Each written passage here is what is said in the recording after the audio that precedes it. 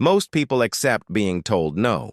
They might not like it, but eventually, they move on.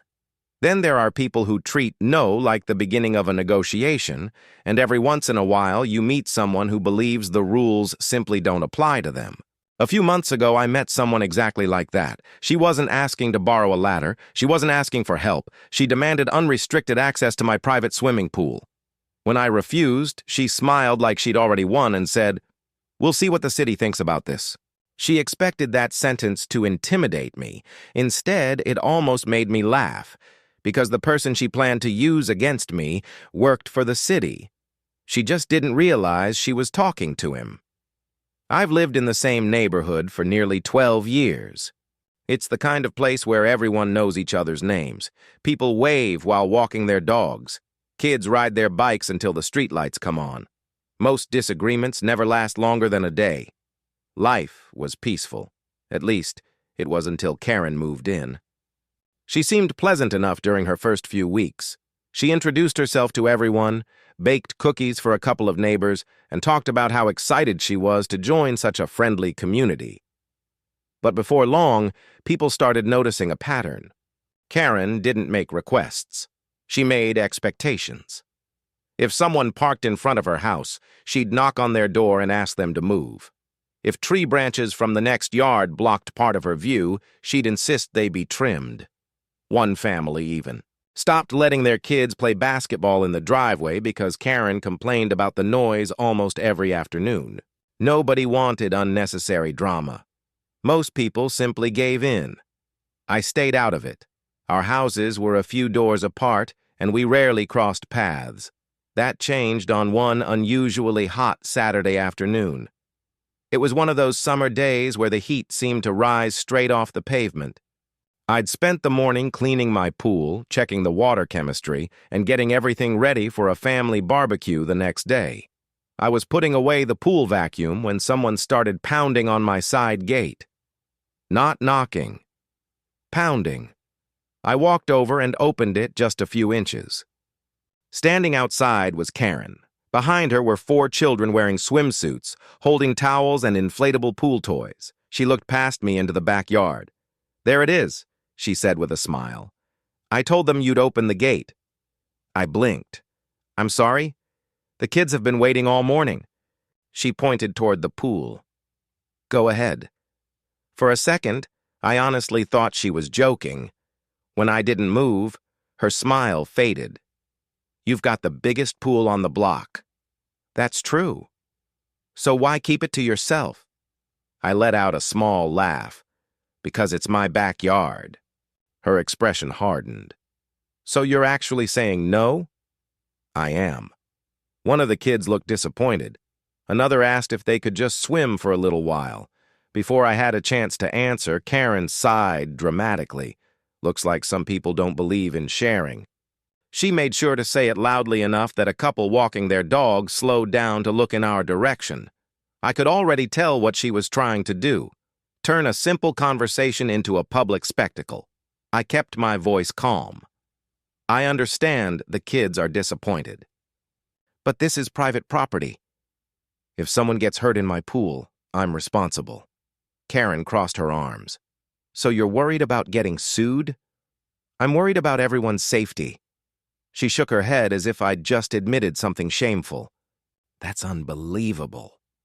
Then came the guilt trip. "It's over 90 degrees today. The neighborhood kids are roasting out here while you have an empty pool." I didn't argue. I simply repeated my answer. "I'm sorry." The answer is still no. For a brief moment, neither of us spoke. Then she smiled. Not a friendly smile. The kind of smile someone gives when they think they've found another way to win.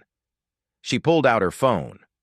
Without asking, she started taking pictures through the partially open gate. The fence. The latch. The pool. Even the warning signs near the entrance. "What are you doing?" I asked. She lowered the phone just enough to look at me. "I'm making sure everything's legal." Then she slipped the phone back into her pocket. "I have a friend who knows someone at City Hall. If your property isn't up to code." She paused just long enough to let the thought hang in the air. "You'll be hearing from the city very soon." With that, she turned around and walked away, the children following behind her. I closed the gate and went back to putting away my pool equipment. Honestly, I wasn't worried. Not because I thought her complaint would disappear, but because I already knew exactly what the city would find. After all, I'd helped write the inspection checklist they were about to use. Monday morning couldn't have started more normally. I grabbed a coffee, unlocked my office, and began sorting through the inspection requests that had come in over the weekend. About half an hour later, my coworker Lisa stopped by my desk holding a folder. "You've got an interesting one," she said with a grin. She placed it in front of me and walked away before I could ask what she meant. I looked at the address on the front. It was mine. I raised an eyebrow. Someone had filed an official complaint against my property. According to the report, my swimming pool violated several city safety codes. The complaint claimed my fence wasn't compliant. My gate supposedly didn't latch properly. It even suggested my backyard posed a danger to neighborhood children.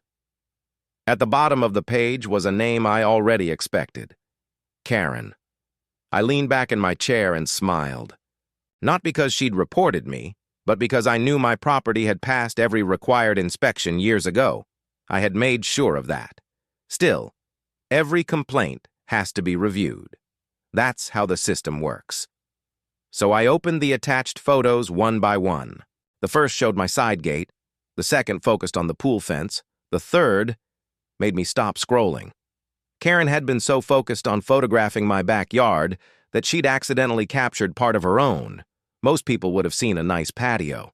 I saw something entirely different: a permanent roof extension, built-in lighting, outdoor electrical outlets, a full outdoor kitchen with gas connections, and a concrete expansion that clearly hadn't been part of the original property. Years of inspections had trained my eyes to notice details most homeowners never think about. Not because I was looking for problems, because it was my job. I opened the city's permit database and entered her address. The original construction records appeared immediately. So did a few older maintenance permits, but there was nothing for the patio. Nothing for the outdoor kitchen. Nothing for the electrical work. That didn't automatically mean she'd broken the rules. Sometimes paperwork gets delayed. Sometimes permits are filed under older project numbers. The only way to know for sure was through a routine inspection. At that point, the situation wasn't personal anymore. It had become procedure. Ironically, the evidence she'd submitted against me had created questions about her own property. 3 days later, I turned onto our street in an official city inspection truck. The city logo on the door was impossible to miss. Karen spotted it almost immediately. She stepped out onto her driveway before I'd even parked. She was smiling. The kind of smile people wear when they're convinced they're about to be proven right. As I climbed out of the truck, she called across the yard, "I'm so glad you're here. I've been waiting all week." I smiled politely. So have I. I reached into the truck, slipped on my reflective inspection vest, and clipped my city identification badge onto the front. Karen's smile disappeared. Her eyes dropped to the badge, then slowly lifted back to my face. She blinked twice. "Wait." There was genuine confusion in her voice now. "You're the inspector?" "I am." For several seconds, she just stared. The confidence she'd walked over with seemed to disappear all at once. Even the kids who had followed her outside stopped talking. The only sound left was the soft hum of the inspection truck idling at the curb. Finally, she found her voice. "There has to be some mistake." "There isn't." I handed her a copy of the inspection notice. "As with every complaint," I explained, "the reported property is inspected first." She nodded quickly. "Good. After that," I continued, "we review any visible structures that require verification under city policy." Her expression changed again. "My property?" "Your photographs included several permanent additions. We simply need to verify that everything was completed according to the city's records." She looked toward her backyard, then back at me. "I didn't know that." "Most people don't," I said. At that moment, her front door opened. Her husband stepped outside. The second he saw the city truck, his smile vanished. He looked at Karen, then at me, then at the inspection notice in my hand. He didn't ask what was happening. He already knew. Quietly, he walked over and sighed. "I'll go get the paperwork." I nodded. "Take your time." As he disappeared back inside, Karen remained exactly where she was. No more arguments. No more demands.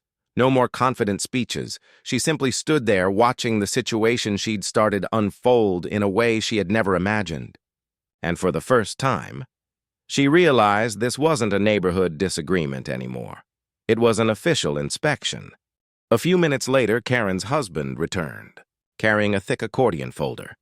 He set it on the patio table and immediately started flipping through it. Receipts, appliance, manuals, business cards, warranty papers. He searched carefully, growing quieter with each passing minute.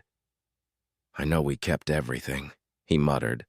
Karen stood beside him, arms folded, watching every page he turned. Finally, he looked up. "I'm sorry. I can't find the permits?" I gave a small nod. "It happens more often than you'd think." He looked relieved for a second, but I continued. "That doesn't necessarily mean there aren't any. It just means we'll verify everything through the city's records." He understood exactly what that meant. Started with the covered patio. "When was this built?" "About 4 years ago." "Who completed the work?" "A local contractor." "Did they tell you permits had been approved?" He hesitated. "They said they'd take care of everything." I made a note on my clipboard. Next came the outdoor kitchen. Same contractor, same answer then. I looked toward the permanent lighting, installed beneath the patio roof. "What about the electrical work?" He rubbed the back of his neck. I assumed it was. "Included," Karen finally interrupted. "But everything works." I looked at her. "I'm glad it does." But working properly and being properly documented aren't always the same thing. She frowned. "So you're saying it's unsafe?" "No. I'm saying I can't verify whether the required inspections were completed. There was an important difference. A project could be perfectly built and still require missing paperwork. Likewise, a permitted project could still fail inspection if it wasn't completed correctly. My job wasn't to assume either one. It was to verify the facts." Karen looked down at the stack of papers scattered across the table. For the first time since we'd met, she wasn't looking for another argument. She was looking for answers. Documenting the visible additions, I explained the next steps. The report will be reviewed by the department. If permits were issued under another application number, they'll be matched. If they weren't, the department will contact you about the available options. Karen finally spoke. "So, are we getting fined?" "I honestly don't know. My job ends with documenting what I observed. What happens after that follows the same review process as every other property." She looked disappointed. Maybe she'd expected me to celebrate. Maybe she'd expected me to threaten her instead. I treated her exactly the same way I'd treat anyone else, professionally, fairly, without emotion. Her husband extended his hand. "Thank you for explaining everything." I shook it. "I appreciate your cooperation." As I packed up my clipboard, Karen quietly asked one last question. "So, my complaint?" I smiled politely. "It was investigated." "And your pool?" "No violations were found." She lowered her eyes. There wasn't much left to say. By the end of the week, the entire neighborhood seemed to know an inspection had taken place. That wasn't unusual. People noticed city trucks. What surprised me were the conversations that followed. One neighbor laughed while telling me Karen had once demanded they move their boat because she didn't like seeing it from her kitchen window. Another family said she'd complained about their grandchildren playing basketball after school. Someone else remembered Karen trying to decide where guests should park during a birthday party that wasn't even at her house. Different stories, different neighbors. But they all described the same pattern Karen had always believed. Persistence could replace permission. This time, it hadn't worked. And somehow, that simple realization changed the atmosphere on our street. Things became quieter, friendlier. People stopped worrying about the next complaint landing in their mailbox. A couple of weeks later, I was trimming the hedge in my front yard when Karen slowly walked over. She didn't have an audience this time. No dramatic entrance. No raised voice. She stopped a few feet away. "I've been meaning to talk to you." I set the hedge trimmer down. "What's on your mind?" She took a slow breath. "I shouldn't have reported you." There was an awkward silence. Then she added, "I thought you were just being difficult." "I didn't. Stop to think about why you said no?" I nodded. "I wasn't trying to keep anyone out. I was protecting myself." She looked toward the backyard where the pool was barely visible through the fence. "I understand that now. It wasn't a dramatic apology. There were no tears, no excuses. Just a simple acknowledgement that she'd been wrong. Honestly, that was enough. Looking back, the pool was never the real story. It could have been a driveway, a fence, a parking space, or any other piece of property someone decides they're entitled to. The real lesson had nothing to do with swimming. Pools. It was about boundaries, good neighbors. Don't have to agree on everything, but they do have to. Respect each other's choices. Sometimes, the most important word you'll hear is a simple no. Not because it's rude, but because respecting it is what keeps good neighborhoods good. Karen eventually understood that. And life on our street became a lot more peaceful. Because of it. Now I want to hear from you. If a neighbor demanded access to your private pool and threatened to report you after you refused, what would you have done? Would you have handled it the same way? Or would you have taken a different approach? Share your story in the comments. I read as many as I can, and some of the best ones inspire future videos. If you enjoy stories about entitled neighbors, instant karma, and satisfying real-life confrontations, don't forget to subscribe. Thanks for watching, and I'll see you in the next story.